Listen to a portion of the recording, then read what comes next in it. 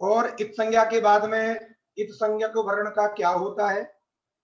सूत्र था तस्य लोपः, किंतु तस्य लोप में लोप पद से क्या समझना है उसको बताने के लिए पहले ग्रंथकार ने अदर्शनम लोपः सूत्र को बताया। कहा प्रसक्तस्य दर्शनम लोप संज्ञस्य, अर्थात विद्यमानस्य इत्युक्ते पहले वो श्रवण हो रहा था, पश्चात श्रवण नहीं हो रहा है, यही है उसकी विद्यमानता और वही उसका अदर्शन अर्थात लोप। तो फिर सूत्र था तस्य लोप, जिसके द्वारा जिसकी इत संज्ञा होती है उसका लोप होता है, ऐसा कहा जा रहा था। कुछ लोग कह रहे हैं वीडियो नागच्छति है, इदानीम् आगच्छति? आमां।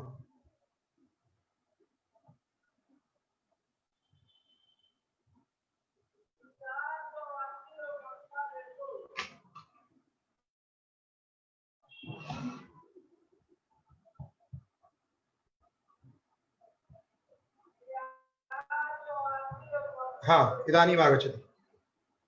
तो उसके बाद में 14 सूत्रों में जो णकारादि वर्ण लिखे थे, ण क च इत्यादि, उनका प्रयोजन बताया।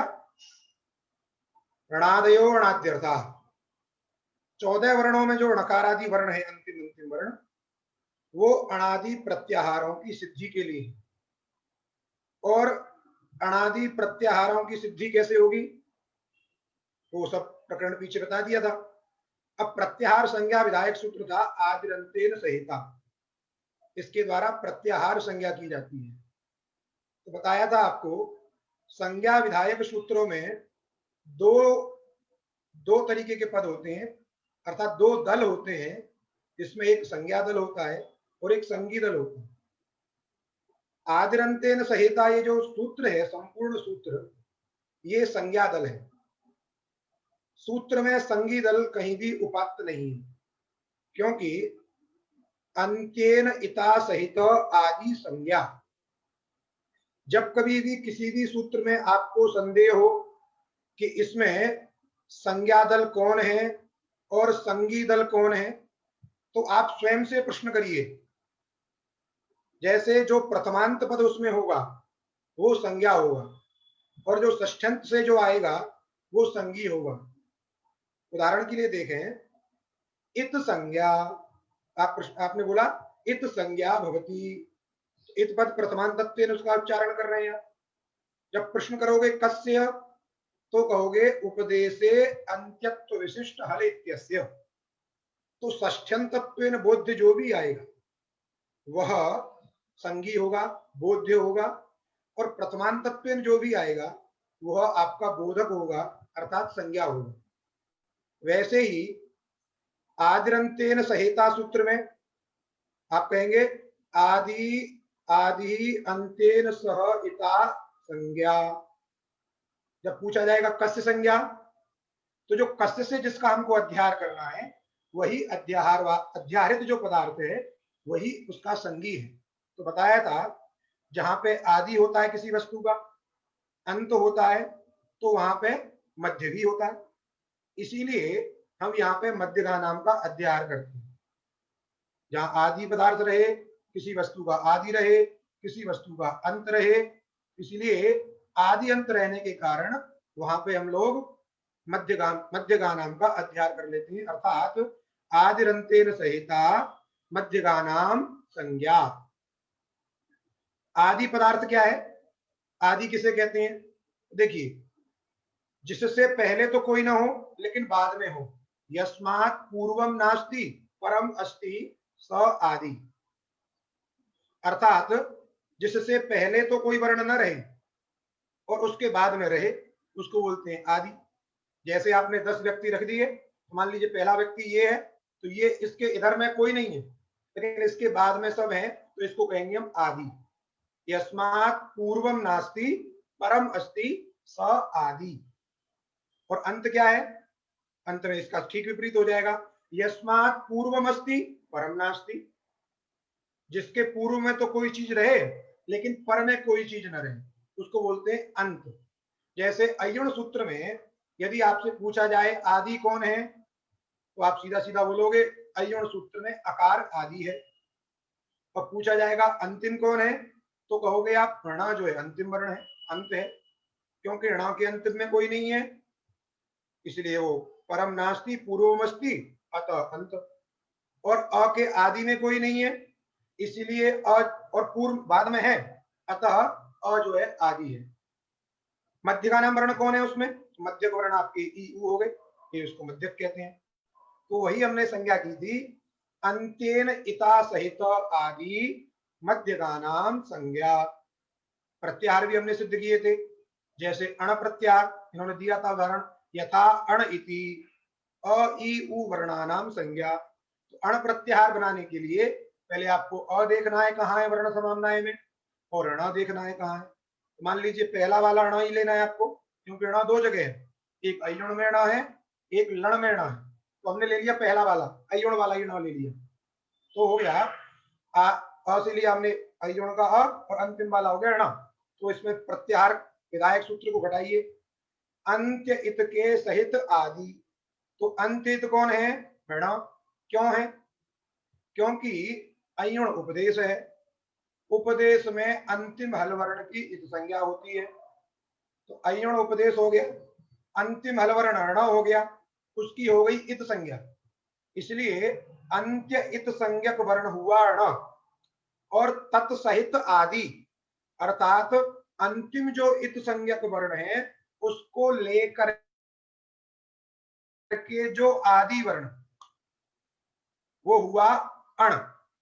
पुनः ध्यान दीजिए, अंतित संज्ञक वर्ण हुआ अण, तत्सहित आदि हुआ अण, वह अण मध्य का नाम, मध्य का नाम माने ई उ मध्य पठिता नाम, अयुणित सूत्रे मध्य पठिता नाम संज्ञा। और स्वस्य च बताया था आपको, स्व का भी यहाँ पे अध्ययन करना है, अनुवृत्ति लानी है स्वम रूपम शब्दस्या शब्द संज्ञा से, इसलिए स्वस्य च। और उस स्वस्य से किसको पकड़ना है, तो का आदि शब्द को, आदि वर्ण को, इसलिए अण में आदि है अ, उसको ले लेना है, तो इतने की संज्ञा होगा, इसलिए अण प्रत्याहार से अ ई उ का बोध होगा। वैसे ही आप हल प्रत्याहार ले लीजिए, हल प्रत्याहार बनाते समय आपको पहले ह देखना है, वर्ण समाम्नाय में कहाँ है और ल कहाँ है। तो ह देखा है वृट के ह में ह है, और हल 14वें सूत्र में ल है, तो हल 14वें सूत्र के लकार की संज्ञा है, क्योंकि वो उपदेश है और अंतिम में हल वर्ण है, इसलिए अंतित संज्ञक वर्ण हुआ ल, तत्सहित आदि हुआ हल, वह हल मध्य का नाम य ब र ल य म गण न झ भ घड़ द ज ब गड़ द ख प छ ठ थ क प छ ठ थ क श श श ह इत्यादि मध्य का नाम। और स्वस्थ च, स्वस्थ से लेना है वहां पे आदि, आदि माने ह, इतने 34 वर्णों की संज्ञा है, तो हल कह देने से 34 वर्णों का बोध होता है। इस प्रकार आप 42 अथवा 43 जब र प्रत्याहार की सिद्धि करेंगे तो वहां आपको ध्यान देना है, अलंत्यम से संज्ञा नहीं होगी, वहां सूत्र आएगा उपदेश जन्नासिकित, इसलिए जब उरण र की व्याख्या हम लोग करेंगे तो र प्रत्याहार को वहीं समझेंगे। तो यहाँ पे 42 प्रत्याहार आप बना सकते हैं, आपकी पुस्तक में वो एक अनुक्रमणिका बनी हुई है, उसमें लिखा है अक अच अट अण अण अम अल, इस रूप में लिखे हैं, गीता प्रेस की जिनके पास में पुस्तक है वो लोग उसमें देख सकते हैं, इस प्रकार 42 प्रत्याहार आप सिद्ध कर सकते हैं। अब प्रत्याहार सिद्ध करने के पश्चात सूत्र आ रहा है ऊ कालो जरस्व दीर्घ प्लुतः। इस सूत्र का विवेचन करना आवश्यक क्यों है, इस सूत्र की आवश्यकता क्या है। यद्यपि लघु सिद्धांत कौमुदी में इस रूप में वर्णन नहीं है, लेकिन सिद्धांत कौमुदी में क्या है, पहले सूत्र है उपदेशे अजनुनासिक इत, उसके बाद में हलंत्यम, फिर आदिरंतेन सहिता, उसके बाद में इसका निरूपण किया जाता है, ये वहां पे क्रम है। तो प्रथमोपात्त सूत्र उसमें था उपदेशे अजनुनासिक इत, उसमें अच पद आया था, तो उस अच, वो जो अच है वो कितने प्रकार का है, क्या है, कैसा है, उसको बताने के लिए ये निरूपण करना चाह रहे हैं ऊ कालो जरस्व दीर्घ प्लुतः। आप लोग ध्यान दें, ऊकालो ह्रस्व दीर्घ प्लुतः, ऊकालः अच ह्रस्व दीर्घ प्लुत संज्ञको भवति। सूत्र की वृत्ति बन गई सीधी सीधी।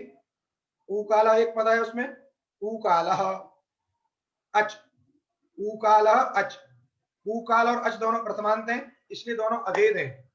माने ऊकाल जो अच है, ऊकाल जो, अभी ऊकाल की व्याख्या करेंगे, पहले इतना समझें, ऊकाल जो अच, उसकी ह्रस्व दीर्घ प्लुत संज्ञा होती है। ये भी संज्ञा विधायक सूत्र है, तो निश्चित है इसमें भी दो दल होंगे, संज्ञा दल होगा, एक संगी दल होगा। तो संज्ञा दल क्या है इसमें, तो ह्रस्व दीर्घ प्लुतः, ये संज्ञा दल है, और ऊकालः अच ये संगी दल है। उसको आप प्रश्न करिए स्वयं से, जैसे आप बोलोगे ह्रस्व दीर्घ प्लुत संज्ञा भवति, तो प्रथमांतत्वेन आ रहा है वो, इसलिए प्रथमांतत्वेन होने के कारण ये संज्ञा है। कस्य भवति, जब इस प्रकार की जिज्ञासा होगी तो कहोगे ऊकाल अच इत्यस्य, ऊकाल अच की ह्रस्व दीर्घ प्लुत संज्ञा होती है। ये इसमें दोनों संज्ञा और संगी दल आपको पता लग जाएंगे।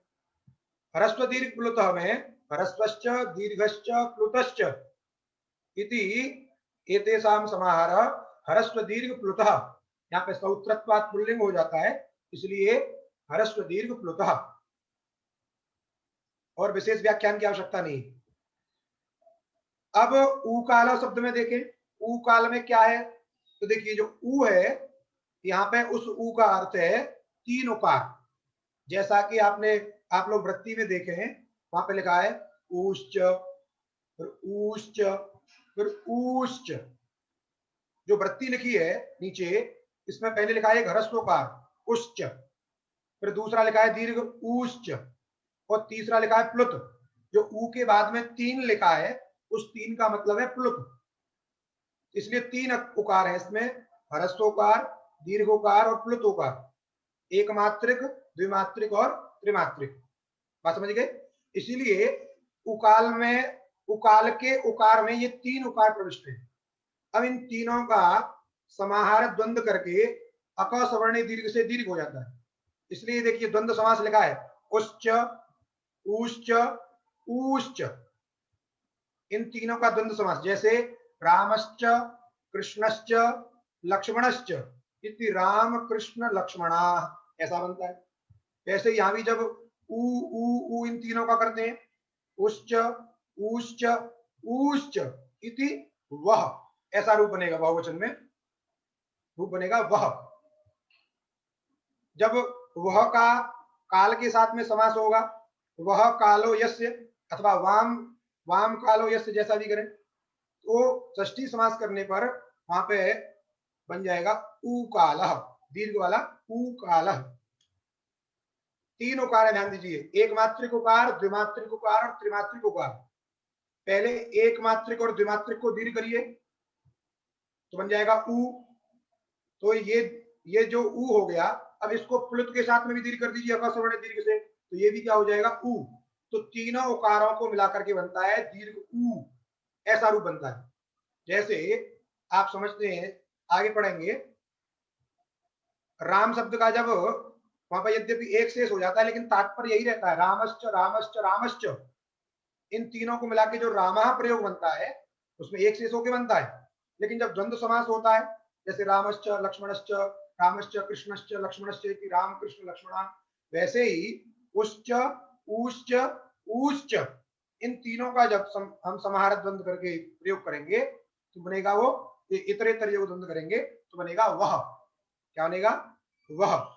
अर्थात पहले दो एक मात्रिक और द्विमात्रिक उकार को सवर्ण दीर्घ करिए तो द्विमात्रिक हो जाएगा, फिर जो द्विमात्रिक है और त्रिमात्रिक बचा हुआ है उन दोनों को भी सवर्ण दीर्घ कर दीजिए, तो सब तीनों मिलकर के एक बन गया ऊ, और उस ऊ का जो है काल के साथ में समास करना है। इसीलिए भरतराजाचार्य जी ने इसकी वृत्ति में लिख दिया है, आप ध्यान से देखें, उश्च ऊश्च ऊश्च, उसका रूप है प्रथमा बहुवचन का वह, ये प्रथमा बहुवचन का रूप है वह। उसके बाद में षष्ठी समास, वाम काल इव कालः, क्योंकि काल शब्द जो है काल सदृशवाची है, क्योंकि काल से तो एक अखंड वस्तु की प्रतीति होती है, तो वो वाला काल यहाँ पे नहीं लेना है। काल से कोई यमराज आदि ने समझे, काल से यहाँ पे उच्चारण काल लेना है। ये नहीं कहना कि काल आ गया और यमराज आ गया, या काल से समझना है उच्चारण काल।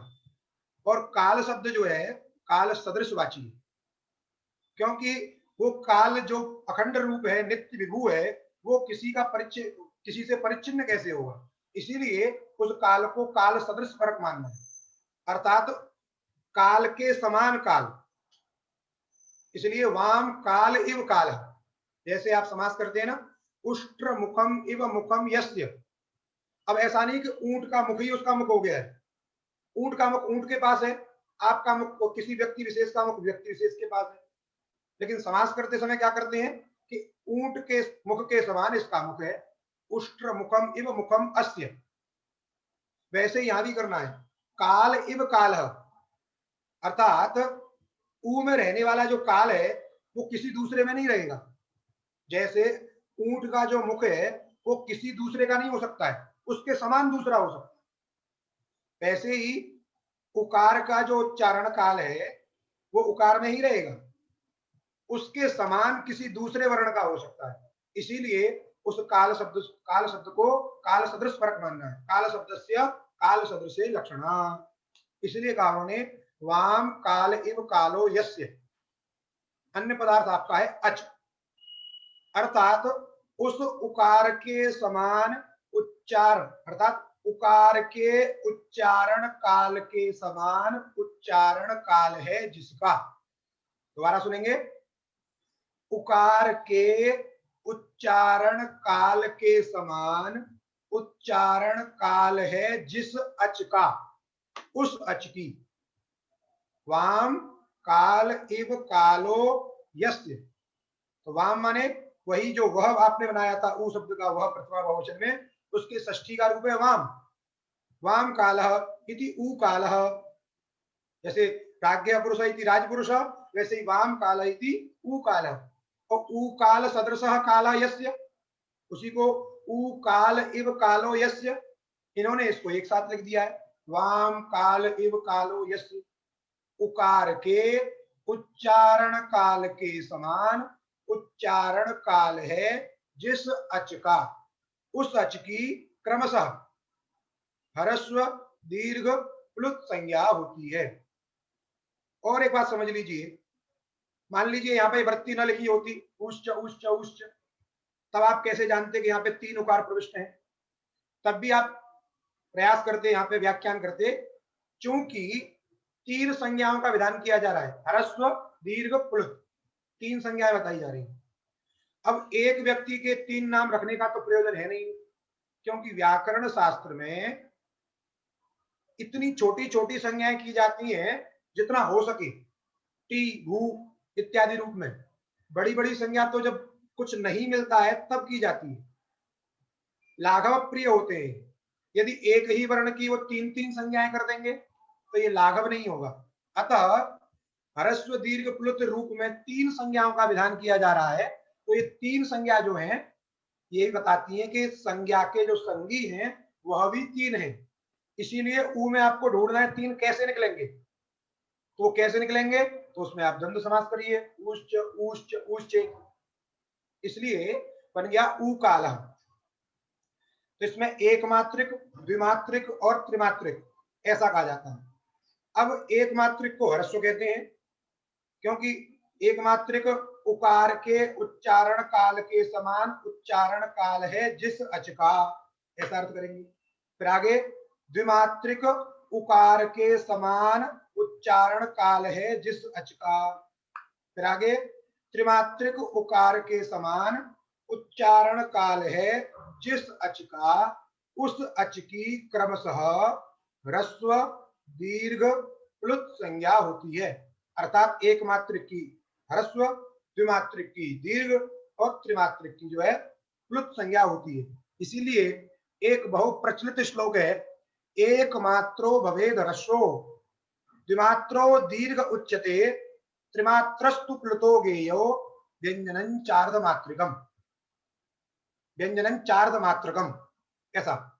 अर्थात एक मात्रिक जो है ह्रस्व होता है, द्विमात्रिक जो है दीर्घ होता है, और त्रिमात्रिक जो है प्लुत होता है, और जो व्यंजन अर्थात जो हल वर्ण होते हैं वे अर्धमात्रिक होते हैं, वे जो है अर्धमात्रिक होते हैं।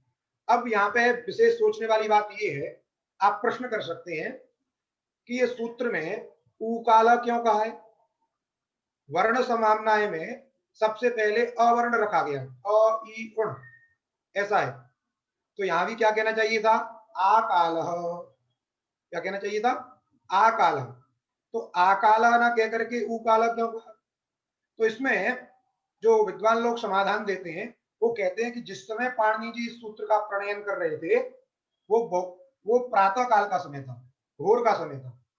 उस समय जो है जिस जगह वो बैठे थे तो उनको एक कुक्कुट की रुत सुनाई दी, कुक्कुट का शब्द सुनाई दिया, मुर्गे का। मुर्गा सुबह प्रातः काल में बांग लगाता है, तो उस मुर्गे के शब्द को सुन करके उनको उसमें ज्ञान हो गया कि ये मुर्गा जो है एक मात्रिक भी बोलता है, द्विमात्रिक भी बोलता है, त्रिमात्रिक भी बोलता है, और उसका स्वर जो कुछ कदाचित ऊ का ऊ ऐसा होता है। इसीलिए पाणिनि जी ने वहां से उसको अनुकरण कर लिया कि इसमें एक मात्रिक और द्विमात्रिक और त्रिमात्रिक ये तीनों स्पष्ट प्रतीत हो रहे हैं, इसीलिए उन्होंने ऊ शब्द को रख दिया। वस्तुतः आकाला भी रखते तब भी कोई दिक्कत नहीं थी, तब भी बताना पड़ता आपको अकार के उच्चारण काल के समान। लेकिन जहां स्पष्ट है कि लोक में भी ये सारी चीजें प्रचलित हैं, ये जो एक मात्रिक, द्विमात्रिक और त्रिमात्रिक का जो प्रयोग है ये लोक में भी होता है, ये जो है प्रयोग लोक में भी होते हैं। कुछ लोग प्रश्न भी कर सकते हैं, जैसे अभी तो खैर खेती करते समय ट्रैक्टर इत्यादि से खेती होती है, लेकिन प्राचीन काल में जब बैलों से खेती होती थी तो उस समय जो किसान होता है वो भी एक विशेष शब्द करता है, आ इति एवं रूपेण। जब बैल को चलाता है तो बैल को चलाते समय वो अ शब्द का प्रयोग करता है, तो वो भी एक मात्रिक, द्विमात्रिक और त्रिमात्रिक शब्द का प्रयोग करता है, आ इति एवं रूपेण। तो कदाचित उसको लेकर के भी पाणिनि जी आकाल अच ह्रस्व दीर्घ प्लुत ऐसा बना सकते थे, लेकिन उकाला क्यों बनाया? अशोक वटक न्याय वाला जो प्रश्न होता है, तो इसका उत्तर ये समझिए कि जिस समय पाणिनि जी प्रणयन कर रहे थे उस समय कोई खेत नहीं जोत रहा था वहां, अर्थात उन्होंने उस ध्वनि को नहीं सुना, केवल कुक्कुट की रुत सुनी, इसीलिए कुक्कुट का अनुसरण करके उन्होंने लिख दिया उकाला। तो आपको इसमें संदेह नहीं करना है कि आकाला क्यों नहीं बनाया, उकाला क्यों बनाया। तो इसके लिए समाधान है, आप प्रातःकाल जल्दी जगेंगे तो कदाचित आपको भी मुर्गे की आवाज सुनाई दे जाएगी, और जब 7 बजे सुनोगे जगोगे तो आपको पौ पौ और पी पी सुनाई देगा। तो वहां पे ह्रस्व दीर्घ प्लुत का कोई भेद समझ में नहीं है। इसीलिए प्रकृति से भी हमें उच्चारण तमाम सारी शिक्षाएं मिलती है, बहुत सारी चीजें प्रकृति में ही सब सन्निहित है। जैसे कौन पक्षी किस प्रकार की मात्रा का प्रयोग करता है, ऐसा भी एक श्लोक प्रचलित है।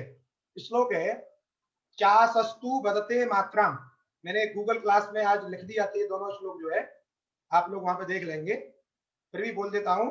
चासस्तु बदते मात्राम, मात्राम द्विमात्रम चैव वायसः, शिखी रौती त्रिमात्रंतु नकुलस्त्वर्धमात्रकम। अर्थात चास माने होता है नीलकंठ। नीलकंठ जो पक्षी है, नीलकंठ का एक विशेष दिन दर्शन किया जाता है, आप लोगों को याद होगा दशहरा के दिन दर्शन किया जाता है, तो वही चास माने नीलकंठ। नीलकंठ जो है एक मात्रिक शब्द करता है और उसकी आवाज, उसके दर्शन ही मुश्किल से होते हैं, तो आप लोग आवाज कैसे सुनेंगे? तो हमको प्रकृति से जुड़ना पड़ेगा, प्रकृति के साथ संलग्न होना पड़ेगा, तब जान पाएंगे कि नीलकंठ जो है एक मात्रिक शब्द का प्रयोग करता है, चासस्तु बदते मात्राम। और एक तो आप जानते ही हैं वायस माने कौआ।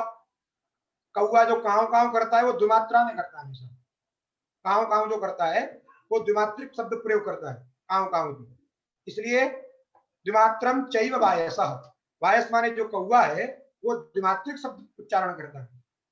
और शिखी रौती त्रिमात्रंतु, शिखी माने मोर, मयूर, पैंको पैंको जो करता है, वो जो मोर है वो त्रिमात्रिक शब्द करता है।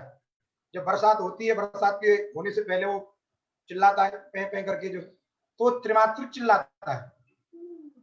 और नकुल माने नेवला, नेवला और सर्प की लड़ाई बड़ी प्रसिद्ध होती है। तो जो नकुल होता है वो भी कुट कुट कुट कुट ऐसे करता है, तो वो अर्धमात्रिक शब्द का प्रयोग करता है। इसीलिए प्रकृति से हमें ये देखने को मिलेगा कि किस कौन कौन पक्षी जो है कितना कितना उच्चारण करता है। तो चासस्तु बदते मात्राम द्विमात्रम चैव वायसः शिखी रौति त्रिमात्रंतु नकुलस् स्वर्धमात्रिकम। इसीलिए प्रकृति से भी आपको ये सारी चीजें देखने को मिल जाएंगी, सीखने को मिल जाएंगी। तो हमने अर्थ कर दिया इसका एक मात्रिक। अब ये ज्ञात हो गया कि एक मात्रिक को ह्रस्व कहते हैं, द्विमात्रिक को दीर्घ कहते हैं, त्रिमात्रिक को प्लुत कहते हैं। आप सूत्र का सामान्य अर्थ कर लीजिए। एक मात्रिक उकार के समान उच्चारण काल है जिस अच का उसकी ह्रस्व संज्ञा होती है। द्विमात्रिक उकार के समान उच्चारण काल है जिस अच का उस अच की दीर्घ संज्ञा होती है। और त्रिमात्रिक उकार के समान उच्चारण काल है जिस अच का उसकी प्लुत संज्ञा होती है। उसी को उन्होंने वृत्ति में लिख दिया है, वाम काल इव कालो यस्य सह अच। ध्यान दीजिएगा, ये केवल अच की होती है, अच का ही धर्म है ह्रस्व दीर्घ प्लुत होना, व्यंजन का धर्म नहीं है। व्यंजन तो आधा मात्रिक रहता है, इसलिए उसमें प्रश्न ही नहीं है, इसलिए अच की होती है, याद रखिएगा। ह्रस्व दीर्घ प्लुत संज्ञा स्यात्। फिर लिखा मूल में आगे ग्रंथ में, स माने अच, स का अर्थ है अच, सह अच प्रत्येकम उदात्तादि भेदेन त्रिधा। वो जो अच है जिसकी अभी आपने ह्रस्व दीर्घ प्लुत संज्ञा की है, अर्थात ह्रस्व अच, दीर्घ अच और प्लुत अच। अच पद से आपको क्या समझना है? अकारादि चांत समुदाय तत्तद घटक वर्ण। जैसे प्रत्याहार, एक बात हम भूल गए थे वहां, प्रत्याहार को बोलने का तरीका यही है, आप लोग लिख लें, मैं 2-3 प्रत्याहारों को बोलूंगा और ऐसे ही आप लोग भी बोले। जैसे अण शब्द का अर्थ है अकार आदि ऋणांत समुदाय तत्तद घटक वर्ण। अच शब्द का, अच प्रत्याहार का अर्थ है अकार आदि चांत समुदाय तत्तद घटक वर्ण। हल प्रत्याहार का अर्थ है हकार आदि लांत समुदाय तत्तद घटक वर्ण। जस प्रत्याहार का मतलब है जकार आदि शांत समुदाय तत्तद घटक वर्ण। तो इसको आपको संस्कृत में जो व्याकरण की परिनिष्ठित भाषा है उसको इसी रूप में बोलना है। मैं गूगल क्लास में भी लिख दूंगा इस चीज को, लेकिन आप अभी अपनी डायरी में नोट कर सकते हैं। अकार आदि चांत समुदाय तत्तद घटक वर्ण। अब जब भी आप प्रत्याहार सुनेंगे, जैसे इको एणचि सूत्र आ जाएगा, इको एणचि में आप एक से क्या समझेंगे? इकारादि कांत समुदाय तत्तद घटक वर्ण, और उसी में यण भी है यकारादि ऋणांत समुदाय तत्तद घटक वर्ण। इसी रूप में आपको बोलना है। तो सह अच, वो जो अच है, अच माने 9 समझने हैं, वो 9, उन 9 अच की तीन संज्ञा करती है, अर्थात प्रत्येक जो अच है 3 प्रकार का है, ह्रस्व दीर्घ प्लुत भेद से। तो ह्रस्व अच हो गए, दीर्घ अच हो गए और प्लुत अच हो गए, उन्हीं को कह रहा है स्वप्रत्येकम। प्रत्येकम माने ह्रस्व अच, दीर्घ अच और प्लुत अच। वह उदात्तादि भेदेन, आगे जो वक्ष्यमाण उदात्तादि भेद है, उदात्तादि भेदेन त्रिधा। अभी अच के 3 भेद बताए, पुनः एक एक अच के 3 भेद। अच के अभी 3 भेद कौन से थे? ह्रस्व दीर्घ प्लुत। पुनः उसी अच के 3 भेद बताएंगे, अर्थात ह्रस्व के भी 3 भेद, दीर्घ के भी 3 भेद और प्लुत के भी 3 भेद। बात समझ में आ गई? इसलिए कहा सप्रत्येकम, स माने अच, सह अच, प्रत्येकम माने ह्रस्व दीर्घ प्लुत, उदात्तादि भेदेन। वक्ष्यमाण जो आगे 3 सूत्र आ रहे हैं, उदात्तादि भेदेन त्रिधा माने 3 प्रकार के होते हैं। अब वो वक्ष्यमाण भेद कौन से हैं उनको बताने के लिए सूत्र आया उच्चैरुदात्तः, उच्चैः उदात्तः। उच्चैः का तात्पर्य क्या है? देखिए, उच्चैः से एक अव्यय है। उच्चैः क्या है? उच्चैः नीचैः, ये दोनों अव्यय हैं, क्योंकि आगे आने वाले सूत्र में भी यही चीज है। तो उसका अर्थ है ऊर्ध्व भाग। उच्च इसका मतलब है ऊर्ध्व भाग, और नीचे ये भी अव्यय है, उसका अर्थ है अधोभाग। तो एक हो गया ऊर्ध्व भाग, एक हो गया अधोभाग। अब इसमें वृत्ति तो नहीं लिखी है, लेकिन अनुवृत्ति आदि करके आप नीचे देखेंगे टिप्पणी में, टिप्पणी 3 नंबर पर टिप्पणी आप देखिए, वहां लिखा है तालवादिषु स्थानेषु ऊर्ध्वभागे निष्पन्नः अच उदात्तः। वर्ण जब उत्पन्न होते हैं, वर्णों की जब उत्पत्ति होती है तो वो तालवादी स्थानों में होती है। क्यों, कैसे होती है, उसके विषय में पाणिनि शिक्षा में आप देखेंगे, आत्मा बुद्ध्या समेत्यर्थान मनो युंक्ते विवक्षया मनः कायाग्निमाहन्ति सप्रेरयति मारुतम। पहले क्या होता है, आत्मा जो है, आत्मा बुद्ध्या अर्थान समेत्य, आपकी जो आत्मा है वो पहले अर्थ को इकट्ठा करती है।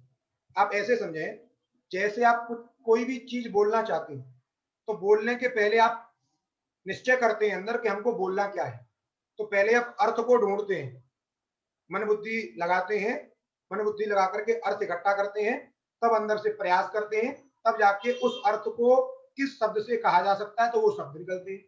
तो पहले आपकी बुद्धि में अर्थ आता है, जो वक्ता होता है उस वक्ता के अंतःकरण में माने बुद्धि में, आत्मा में पहले अर्थ आता है और शब्द बाद में आता है। लेकिन जो सुनने वाला होता है, बोधा होता है, वो पहले शब्द सुनता है और उसके बाद में उस शब्द से उसको अर्थ का ज्ञान होता है। तो ये बोधा और वक्ता, इन दोनों में अंतर होता है। बोधा पहले क्या करेगा, अर्थ अर्थ उसके पहले मन में आता है, आत्मा में आता है, उसके लिए शब्द प्रयोग करता है। बोधा पहले शब्द सुनता है और फिर उसके बाद में उसको अर्थ की प्रतीति होती है। तो वैसे ही जब वर्ण पैदा होते हैं तो आप क्या करते हैं, क्या बोलना चाहते हैं, तो आपकी जो आत्मा है, बुद्धि का सहारा लेकर के, आत्मा बुद्धिया अर्थान समेत्य, आपकी जो आत्मा है, अंतःकरण जो है, वो क्या करता है, बुद्धि के द्वारा उस अर्थ को इकट्ठा करता है। अर्थान समेत्य, अर्थों को इकट्ठा किया, और जब आपकी बोलने की इच्छा हुई तो मन भी संलग्न होता है। ध्यान रखिएगा, जब तक किसी भी कार्य को किसी भी इंद्रिय के साथ में मन का संयोग नहीं रहेगा, मन का संपर्क नहीं रहेगा, तब तक आप कोई भी कार्य नहीं कर सकते हैं। इंद्रियों से जो भी प्रत्यक्ष आपको होता है, चाहे वो कर्मेंद्रिय हो, चाहे वो ज्ञानेन्द्रिय हो, एक ये जो 10 इंद्रियां हैं, 5 कर्मेंद्रिय 5 ज्ञानेन्द्रियां, इन 10 इंद्रियों से जो भी ज्ञान आपको होता है वह ज्ञान बिना मन के नहीं हो सकता है। आपको यदि श्रावण प्रत्यक्ष हो रहा है तो उस श्रवणेन्द्रिय के साथ में मन का संपर्क है। आपको स्पर्शन प्रत्यक्ष हो रहा है तो आपकी त्वगेंद्रिय के साथ में मन का संपर्क है। आपको अंतःकरण आत्मा में ज्ञान हो रहा है तो उस आत्मा के साथ भी आपका जो है मन का संबंध है। मन के बिना, मन के संबंध के बिना कोई ज्ञान नहीं होता है। जैसे आप उदाहरण के लिए समझ सकते हैं, आप सामने किसी चीज को देख रहे हैं, कदाचित कभी आपका मन अन्यत्र लग जाता है, अन्यत्र कहीं किसी को याद करने लगता है, तो कोई वस्तु आपके आगे से निकल भी जाए तब भी आपको होश नहीं रहता है कि क्या हुआ। आपसे कोई पूछेगा ये व्यक्ति यहाँ से गया था, तो आपको कि मुझे पता नहीं। आपकी आंखें वहीं थी, आप सामने देख भी रहे थे, लेकिन फिर भी आप ज्ञान नहीं कर पाते हैं कौन यहाँ से गया। इसका मतलब मन जो है वो सभी इंद्रियों के साथ में संबंधित रहता है, उसका संबंध सभी इंद्रियों के साथ होता है। इसीलिए मन को उभयात्मक इंद्रिय कहा जाता है, इसलिए मन को उभयात्मक इंद्रिय कहते हैं। अतः मनो युंक्ते विवक्षया, जब आपकी बोलने की इच्छा हुई तो मन भी संबंध बनाता है, मन का भी संबंध हो जाता है। फिर मन क्या करता है, मनः कायाग्निम आहंति, जो मन है आपके एक उदर में कायाग्नि रहती है जो आपके भोजन को पचाती है, जठराग्नि जिसको बोलते हैं, उसी को कायाग्नि। जो मन है वो कायाग्नि को क्या करता है, धक्का देता है। मन कायाग्निम आहंति माने उसको एक तरीके से पुश करता है, धक्का दिया उसके पीछे, उसके ऊपर चोट किया। मन जो है मन कायाग्नि आहंति सप्रेरयति मारुतम, जब कायाग्नि प्रेरित होती है, आग जलती है अंदर, तो वहां से एक वायु निकलती है, वो वायु ऊपर आती है और आते आते ये जो आपका चेहरा है इसके अंदर ही सब क्या होते हैं, आपके उच्चारण स्थान होते हैं, और यहाँ आके टकराती है वो वायु। जब वायु यहाँ से टकराई, ऊपर जो है होल नहीं है कोई, आपका बंद है ये, तो वायु ऊपर से नहीं निकल पाती है, अतः पुनः लौटती है वो, और जहां से उसको जगह मिलती है जिस जिस स्थान से, वहां से वो वायु निकलती है। और वही वायु क्या है, ध्वन्यात्मक जो शब्द आप जिसको कहते हैं वही शब्द है ध्वन्यात्मक शब्द। वैयाकरण का सिद्धांत ये ध्वन्यात्मक शब्द वाला नहीं है, वो स्फोट अलग है जो आपको अंतःकरण में होता है, लेकिन ध्वन्यात्मक जो है जिसको वर्ण से आप कह रहे हैं, ध्वनि ध्वनि जो सुनाई दे रही है वो यही है। ये प्रत्यक्ष ज्ञान की चर्चा हम केवल नहीं कर रहे हैं, किसी ने लिखा है आत्मा मनसा संयुज्यते मन इंद्रिय इंद्रिय वर्तेन तथा प्रत्यक्ष जायते, ये केवल प्रत्यक्ष की चर्चा नहीं है, सभी ज्ञान की है। अनुमान ज्ञान भी आपको होगा तो आपको बुद्धि लगानी पड़ेगी, मन लगाना पड़ेगा, इसलिए वो सामान्य ज्ञान की हम चर्चा कर रहे हैं, वो भी नियम है ही है, लेकिन हम सामान्य ज्ञान की चर्चा कर रहे हैं। मनो युक्ते विवक्षया, इस प्रकार से वर्णों की उत्पत्ति होती है। तो ध्यान दीजिए, यहाँ पे ये जो तालवादी स्थान है, इन तालवादी स्थान, अब अंदर तो हम जाके देख नहीं रहे कैसे हैं, लेकिन ऋषियों ने सबको अनुभूत किया है, इसलिए उसकी व्याख्या भी उन्होंने उस प्रकार से की है। तो आप विशेष जो है पाणिनि शिक्षा में देखेंगे तो उन्होंने बताया कैसे, और भी इसके आगे कई श्लोक हैं जिन श्लोकों में वर्णों की उत्पत्ति क्रम बताया है। तो उसमें तालवादी स्थानों में दो भाग की कल्पना करनी है, यद्यपि वो भाग अखंड है, लेकिन बौद्धिक आपको क्या करना है, कुछ ऊर्ध्व भाग कुछ अधः भाग की कल्पना करनी है।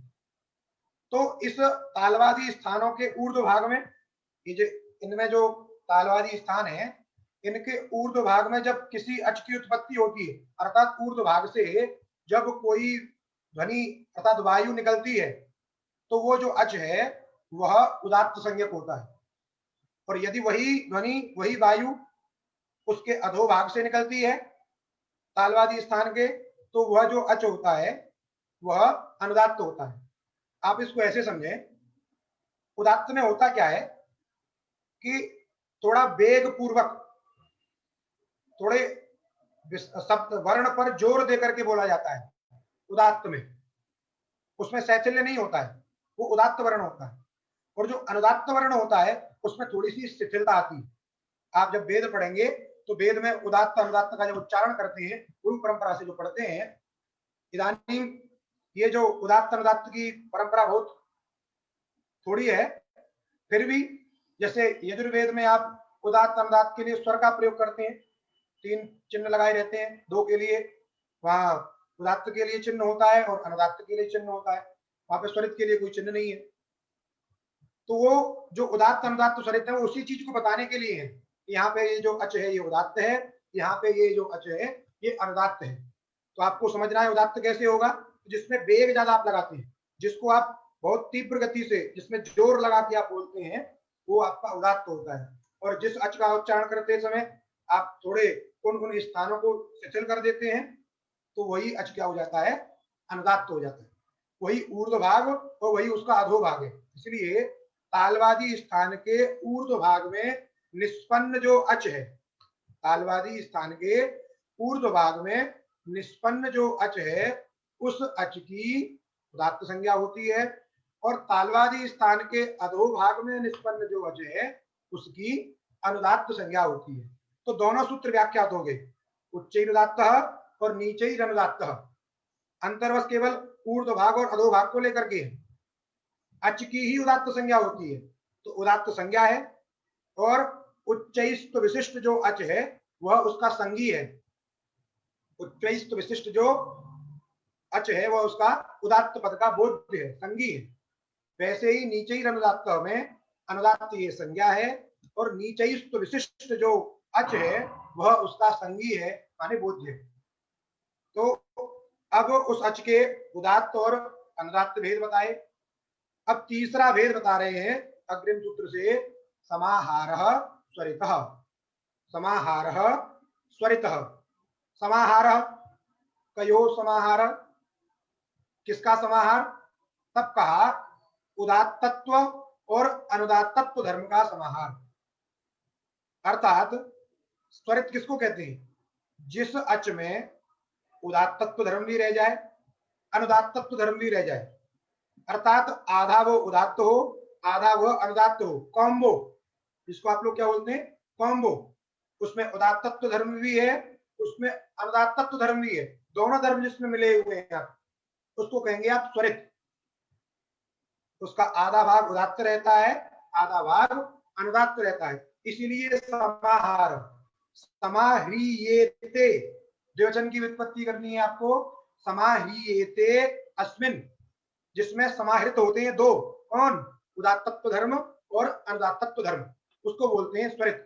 अर्थात ऐसा अच जिसमें उदात्त तत्व धर्म भी रहे, अनुदात्त तत्व धर्म भी रहे, उस अच को हम स्वरित कहते हैं। तो उसी अच के तीन भेद बता दिए अभी, एक उदात्त बताया, एक अनुदात्त बताया और एक स्वरित बताया।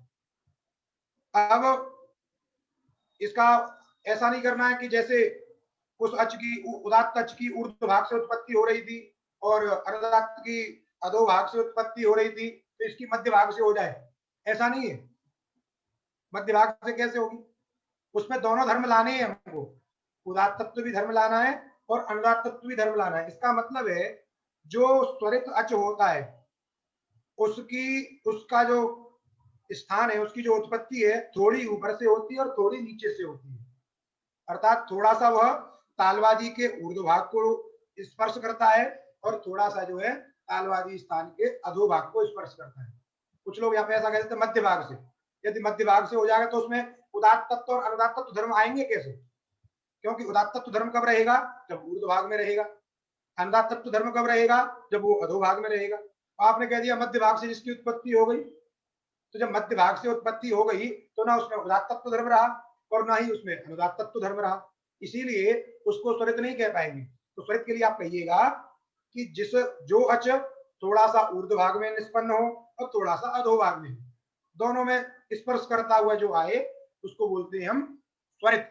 इसलिए समाहीयेते अस्मिन् उदात्तत्व अनुदात्तत्वे इति समाहारः, और जो समाहार है उसी को स्वरित कहते हैं।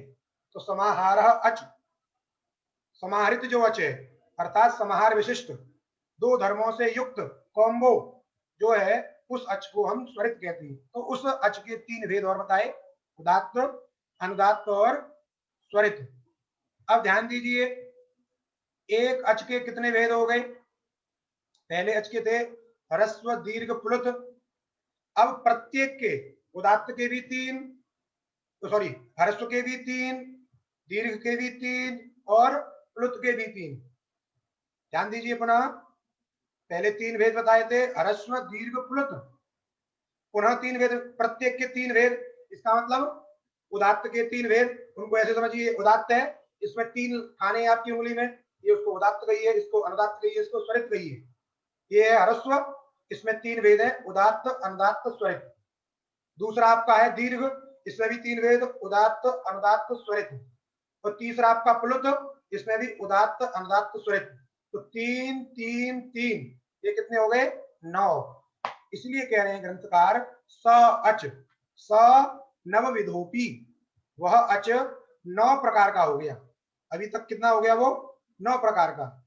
सह नवविधोपि अर्थात 9 प्रकार का होते हुए भी अभी प्रत्येक के दो भेद, दो भेद और करने, प्रत्येकम, ध्यान दीजिए तीन थे आपके, तीन तीन तीन, इनमें प्रत्येक के दो भेद करने हैं।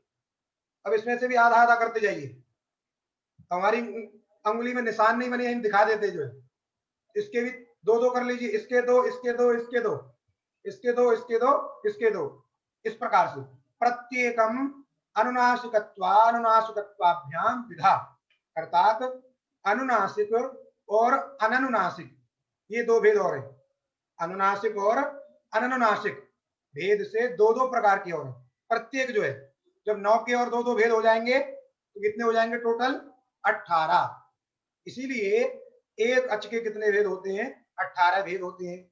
इसलिए कहा स नवविधोपि प्रत्येकम अनुनासिकत्वानुनासिकात्वाभ्याम विधा, अनुनासिक और अननुनासिक भेद से दो प्रकार का होता है।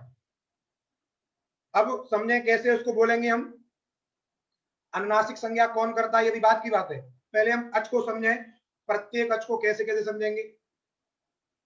अर्थात ये जो इसको हमने समझ लिया अ, हमने ले लिया अ वर्ण अ अच, उस अ अच के यदि भेद बोलने हैं तो पहले अ के साथ में ह्रस्व जोड़िए, फिर ह्रस्व के बाद वाला एक उदात्त जोड़िए, फिर उसके बाद वाला एक अनुनासिक शब्द जोड़िए, तो उसको बोलते हैं अ ह्रस्व उदात्त अनुनासिक। अर्थात ये ह्रस्व है, इसके ऊपर रखिए ये अ, इसको अ समझिए, तो ये ह्रस्व भी है, इसके तीन भेद हैं और तीन के अंदर दो दो हैं, तो अ ह्रस्व उदात्त अनुनासिक, इसी में दूसरा भी है अ ह्रस्व उदात्त अननुनासिक, तो ये उदात्त के भेद हुए। अब आया इसमें भी अ ह्रस्व अनुदात्त अनुनासिक और अ ह्रस्व अनुदात्त अननुनासिक। वैसे ही स्वरित वाला आएगा, स्वरित में भी दो भेद हैं, अस्वरित उदा अह्रस्व स्वरित अनुनासिक, अह्रस्व स्वरित अननुनासिक। इस रूप में आपको सभी बोलने हैं।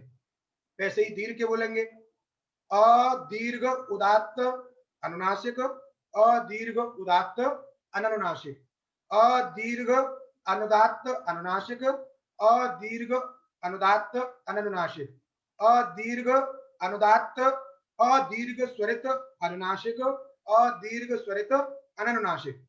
अब प्लुत में जाना है आपको, अप्लुत उदात्त अनुनासिक, अप्लुत उदात्त अननुनासिक, अप्लुत अनुदात्त अनुनासिक, अप्लुत अनुदात्त अननुनासिक, अप्लुत स्वरित अनुनासिक, अप्लुत स्वरित अननुनासिक।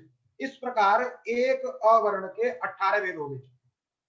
अब किस किस अच के 18 भेद हैं, इस बात को अभी ग्रंथकार आगे स्पष्ट करेंगे। हमने आपको यहाँ केवल उदाहरण के लिए बताया।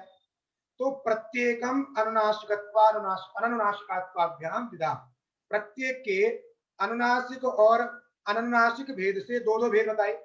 अब पूछा जाएगा अनुनासिक किसे कहते हैं, अननुनासिक किसे कहते हैं, तो कहा जो अनुनासिक नहीं है उसे अननुनासिक कहते हैं। तो अननुनासिक का ज्ञान कब होगा, जब अनुनासिक का ज्ञान होगा। क्यों, क्योंकि अभावक ज्ञान के प्रति प्रतियोगी ज्ञान कारण होता है। जैसे आपको जानना है घटाभाव, अत्र घटाभावः, अत्र लैपटॉप मध्ये घटाभाव, हमारे लैपटॉप के ऊपर घट नहीं है, तो अब जब हम घट वस्तु को नहीं जानेंगे तब तक घटाभाव है ऐसे कैसे जानेंगे। आपके घर में भूत नहीं है, आपने प्रयोग किया, अब भूताभाव का ज्ञान कब होगा, जब आप भूत को जानते होगे। जब भूत को जानते ही नहीं है तो भूताभाव का भी ज्ञान नहीं होगा। तो इसीलिए कहा जाता है अभावक ज्ञान के प्रति प्रतियोगी ज्ञान कारण होता है, अभावक ज्ञानम प्रति प्रतियोगी ज्ञानम कारणम।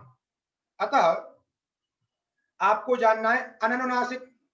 अननुनासिक का मतलब क्या होता है, जो अनुनासिक नहीं है, अर्थात अननुनासिक से भिन्न, अनुनासिक से भिन्न, अनुनासिक से भिन्न को अननुनासिक कहते हैं। भिन्न भी अभाव ही है, अन्योन्य अभाव।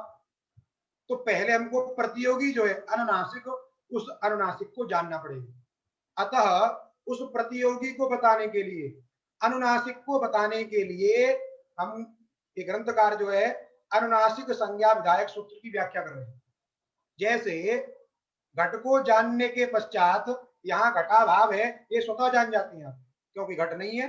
घट माने एक ऐसा कंबुक ग्रीवात्मक व्यक्ति है, एक ऐसा पदार्थ है मिट्टी का बना हुआ, वो यहाँ नहीं है, अतः यहाँ पर घटाभाव है, ऐसा आप बोलते हो। वैसे ही जो अनुनासिक नहीं है उसको क्या कहेंगे, अननुनासिक। तो पहले हमको जानना पड़ेगा अनुनासिक क्या है। अतः प्रसंग संगत्या जो ग्रंथकार हैं वो अनुनासिक संज्ञा विधायक सूत्र का निरूपण कर रहे हैं, और सूत्र है मुखनासिका वचनोनुनासिकः, मुखनासिका वचनोनुनासिकः। मुखनासिका वचनः एक अंश है और अनुनासिकः एक अंश है, दोनों प्रथमांत प्रथमांत हैं, संज्ञा विधायक सूत्र है। अनुनासिकः ये संज्ञा है और मुखनासिका वचनः ये क्या है, संज्ञी है। अनुनासिक किसे कहते हैं, तो कहा मुख नासिका वचन को अनुनासिक कहते हैं। ये इसकी वृत्ति भी है। मुख नासिका वचन की अनुनासिक संज्ञा होती है। पूछा जाएगा मुख नासिका वचन क्या चीज है ये? तो देखिए, उच्चते उच्चार्यते असौ वचन, जिसका उच्चारण किया जाए, जिसको बोला जाए, जिसको प्रतिपादित किया जाए, उसे वचन कहते हैं। अब किससे उच्चारण किया जाए? तो मुख सहित नासिकया, मुख सहित नासिकया, मुख के साथ साथ नासिका से जिसका उच्चारण किया जाए। अब जिसका माने किसका? अच वर्ण का लेना है। सामान्य वर्ण कहिए आप, क्योंकि हल वर्ण भी अनुनासिक भी होती है। या वाला यवला, तो जो वर्ण अर्थात जिस वर्ण का मुख के साथ साथ नासिका से भी उच्चारण होता है, मुख सहित नासिकया, मुख सहित नासिकया उच्चार्यमाण वर्ण, उच्चार्यमाण माने कोई वचन, उच्चते उच्चार्यते असौ वचन, अन्य पदार्थ कौन है वहां पे जो है? वर्ण। अर्थात जिसका मुख और नासिका के साथ, मुख और नासिका के सहित उच्चारण किया जाता है, एक एक से नहीं, दोनों से, मुख से भी किया जा रहा है और नासिका से किया जा रहा है। वही समास भी इसी में प्रदर्शित करते हैं। वही समास को वृत्ति में भी लिखा है उन्होंने। पहले मुखेन सहिता मुख सहिता, मुख सहिता चासौ नासिका मुख नासिका, और मुख नासिकया वचन मुख नासिका वचन, ऐसा यहाँ पे समास करते हैं। मुखेन सहिता में पहले तृतीया समास है, कर्तृकरणे कृता बहुलम, मुखेन सहिता मुख सहिता। फिर मुख सहिता का नासिका के साथ में कर्मधारय समास है, विशेषणम विशेषेण बहुलम, और साक पार्थिवादी नाम सिद्धे उत्तर पद लोपस्य उपसंख्यानम से मध्यम पद का सहित का लोप हो जाता है, तो बन जाता है मुख नासिका वचन, मुख नासिका और तया मुख नासिकया, मुख नासिकया वचन इति मुख नासिका वचन। इसी समास के अर्थ को कुक्षिप्त प्रविष्ट करके ग्रंथकार ने वृत्ति लिखी है। वृत्ति आप लोग देखें, मुख सहित नासिकया, मुख के साथ नासिका से उच्चार्यमाण, यही है मुख नासिका वचन। ये जो समास हमने किया था, जिनको क्लिष्ट लग रहा हो इसको समझ लें, यही है मुख सहित नासिकया उच्चार्यमाण वर्ण अनुनासिक संज्ञा स्यात्। मुख के सहित नासिका से उच्चार्यमाण वर्ण की अनुनासिक संज्ञा होती है। आप समझ गए? मुख के सहित जिस वर्ण का नासिका से भी उच्चारण होगा उसको हम अनुनासिक कहेंगे। तद इत्थम, तत् माने पूर्वोक्तम, ऊकालो झ्रस्व दीर्घ उपलुत से लेकर के और मुखनासिका वचन, इस सूत्र तक जो भी हमने प्रतिपादन किया है उसको आप एक पंक्ति में समझ लीजिए, ऐसा ग्रंथकार कहना चाह रहा है। तद इत्थम, इन सब बातों को आप सार तत्व में यहां समझें। तद इत्थम एवं प्रकारेण, अनेन प्रकारेण, तत् माने पूर्वोक्तम, अनेन प्रकारेण, जो पूर्वोक्त बातें हमने बताई हैं, ऊकालो झ्रस्व दीर्घ से लेकर के मुखनासिका वचनो अनुनासिका तक, वो सब की सब बातें इस प्रकार हैं। क्या है? अ इ उ री एसाम वर्णानाम प्रत्येकम अष्टादश रेदा। अ इ उ और री, इन इन वर्णों के क्या होते हैं? प्रत्येक के 18-18 वेद, माने अ के 18 वेद, ई के 18 वेद, उ के 18 वेद और री के भी 18 वेद होते हैं। किन्हीं किन्हीं के नहीं होते, इसलिए बात बताना चाह रहे हैं, क्योंकि अभी तो सामान्य बताएगा कि अच के इतने वेद होते हैं, हर्स्व दीर्घ प्लुत उदात्त अनुदात्त त्वरित अनुनासिक और अनानुनासिक, किंतु विशेषतः प्रत्येक के अलग अलग हमको समझना हो तो कैसे कैसे समझेंगे? तब इसीलिए उन्होंने सार तत्व लिख दिया। अ इ उ री, इन वर्णों के 18 भेद होते हैं, और लृ वर्ण, जो लृ रूप अच है, उसके 12 भेद होते हैं। लृ वर्ण से 12, लृ वर्ण के 12 भेद हैं। क्यों 12 भेद हैं? तो कहा तस्य दीर्घा भावात, उसमें दीर्घ नहीं होता है, इसलिए उसके 12 भेद हैं। तो दीर्घ के 6 निकल गए, क्योंकि 6 भेद ह्रस्व के, 6 भेद दीर्घ के और 6 भेद प्लुत के हैं, तीनों को मिला के 18 होते हैं। जब लृ में दीर्घ नहीं होता है तो इसका मतलब 6 भेद निकाल दीजिए, 18 में से जब 6 चले जाएंगे तो 12 बचेंगे। इसीलिए लृ वर्ण से द्वादश तस्य दीर्घाभावात्। एचामपि द्वादश, एच जो वर्ण है, एच माने एकारादि चांत समुदाय तत्तद घटक वर्ण। अभी हमने बताया था प्रत्याहार को ऐसे ही बोलना है, एकारादि चांत समुदाय तत्तद घटक वर्ण। तो ए ओ आई औ एच प्रत्याहार में, ए अंक के ए से लेकर के आई औच के च तक एच प्रत्याहार है। इसमें 4 वर्ण है, ए ओ आई औ। ये जो 4 वर्ण है एच हैं, इनके भी 12-12 भेद होते हैं। क्यों होते हैं? हाँ, तेसाम ह्रस्वाभावात्, इनमें ह्रस्व नहीं होता है, अर्थात ए जो है ह्रस्व नहीं होती है। इसलिए गांव में जो लोग पढ़ते हैं, हम लोग पहले हम भी पढ़ते थे, छोटी ए बड़ी ए, तो छोटी ए का तात्पर्य वहां इससे नहीं है, वो छोटी ए लिखने के रूप में आती है। तो ए छोटी नहीं होती है, ए दीर्घ ही होती है, दीर्घ ए और प्लुत ए, इस रूप में। अतः एचामपि द्वादश तेषाम ह्रस्वाभावात्। मुझे लगता है आज का पाठ यहीं समाप्त कर